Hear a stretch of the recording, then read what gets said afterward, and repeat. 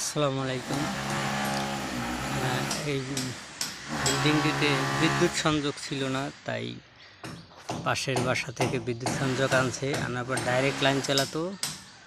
আমি ইলেকট্রিসিটি কাজটা পাওয়ার পর এখানে ঝুঁকিপূর্ণ দেখার পর আমি একটি সার্কিট ব্রেকার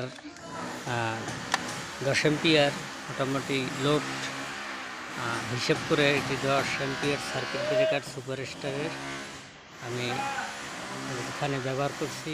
আর একটি সুইচ বোর্ড, আগে খুব হেভি ছিল লাইনটি। মূলত ভবন করবার অথবা বাসাবাড়ি বিল্ডিং করবার সময় এখন সেফটি নিয়ে কাজ করা উচিত।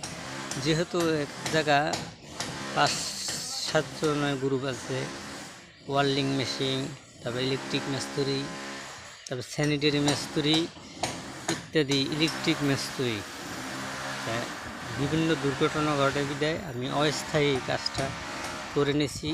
কেমন হয়েছে সবাই লাইক কমেন্ট শেয়ার দিবেন। আসসালামু আলাইকুম, ভালো থাকবেন। আমি সেফটি নিয়ে, বিদ্যুতের সেফটি নিয়ে খুব ভাবি।